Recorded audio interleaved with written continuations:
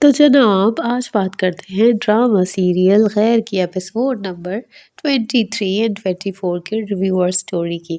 अच्छा, आज मैं ना शॉर्ट सी बात करूंगी, बिल्कुल पूरी कहानी सुनाने का दिल नहीं चाह रहा क्योंकि एक जैसी चीज़ें रिपीट हो रही है ज़्यादातर। तो मैंने सोचा सिर्फ छोटी छोटी बातों को डिस्कस किया जाए। मेरा जो इस दफ़ा रिव्यू जो मेन कैरेक्टर है जिसके पीछे मैं पड़ गई हूँ इस दफ़ा, वो है फरजाद। फरजाद का मुझे ना उनकी एक बात समझ नहीं आई कि वो जो है मिलाद की जो तकरीब होती है, जो बेसिकली ख़त्म होता है आयत करीमा का, उसमें आयत करीमा के ख़त्म का तो बाद में ज़िक्र ही नहीं होता।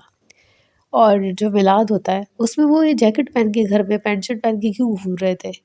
ये मतलब बाकी सब लोग तो कमीज शलवार पहन कर आए थे, तो वो भी पहन लेते तो अच्छा होता, ज़रा लगता कि हाँ यार थोड़ी और जान आ जाती उस सीन में। तो वो पता नहीं क्यों ऐसा किया उन्होंने। प्लस ये जो सीन था ख़त्म का और मिलाद का, इसमें जो है दादी जान जो है वो एक खातून से मिलती है। वो जो वाइट बालों वाली खातून होती है, बुड्ढी सी खातून होती है। तो वो कहती है और तुम्हारी नवासी कैसी है? तो वो कहती है कि हाँ वो ठीक है, बस परेशान हूँ उसके लिए, उसके रिश्ते के लिए।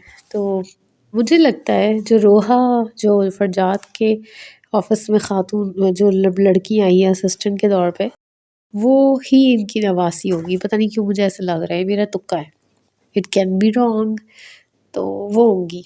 और उनका कैरेक्टर अब आहिस्ता आहिस्ता खुल रहा है, वो जो पैसे मांगती है और दादी और पता नहीं क्या क्या कहती है, और वो पैसे दे देती है एक यानी उनका जो स्टाफ होता है, डोमेस्टिक स्टाफ होता है, उसको दे देती है कि मैं तुम्हें हेल्प करना चाह रही हूँ, तुम जो कह रहे थे कब घर की मरम्मत के लिए पैसे चाहिए।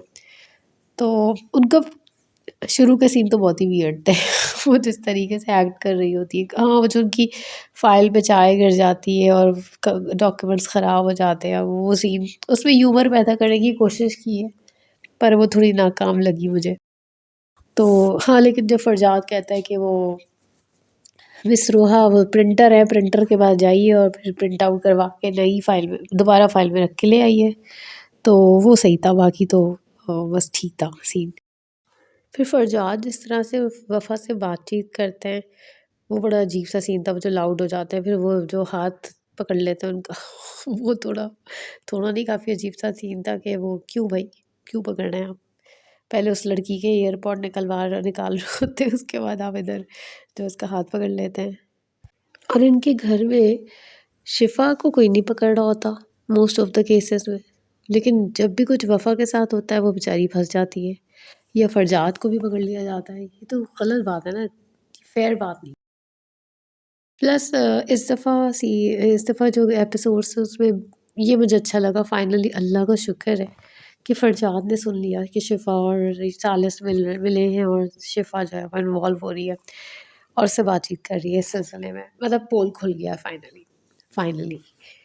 बाकी शिफ़ा को कितना ढीठ दिखाया है कि वो उसके पीछे पागलों की तरह पड़ी हुई है, और सड़ियल फुप्पो के उल्टे-पुल्टे मशवरे, उफ़!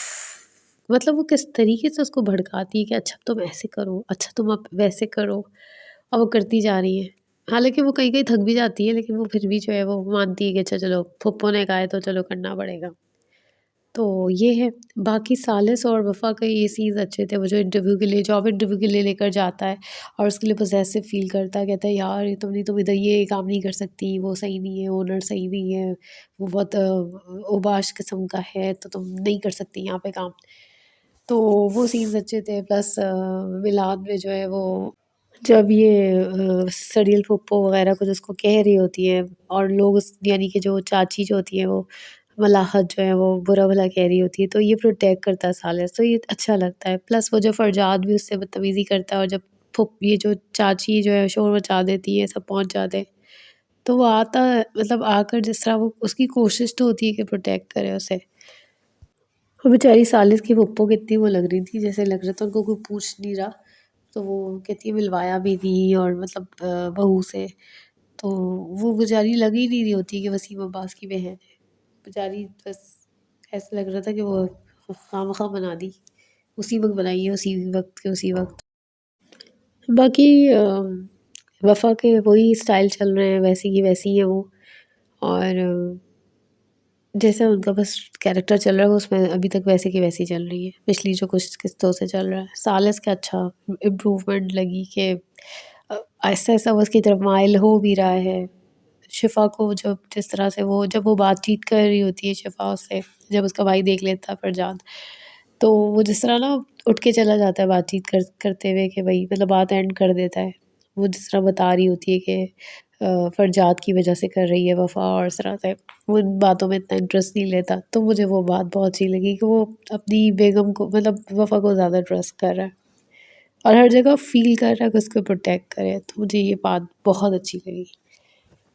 बाकी और क्या था? बस ये चीज़ें तो बहुत सारी थी छोटी-छोटी।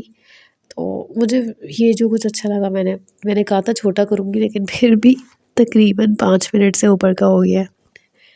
तो बस ये सब सीन था। और नेक्स्ट एपिसोड इंटरेस्टिंग होने वाली है, क्योंकि अब फरजाद जो है अपनी माँ को बता देगा कि ये शिफ़ा जो है वो एक शादीशुदा बंदे के पीछे पड़ी है, यानी कि सालिस के पीछे। तो मज़ा आएगा। मज़ा आता है जब शिफ़ा को डाँट पिटती पड़ेगी। तो ख़ैर फ़िलहाल इतना ही, फिर इंशाल्लाह मिलेंगे किसी और रिव्यू और स्टोरी के साथ। तब तक के लिए थैंक यू।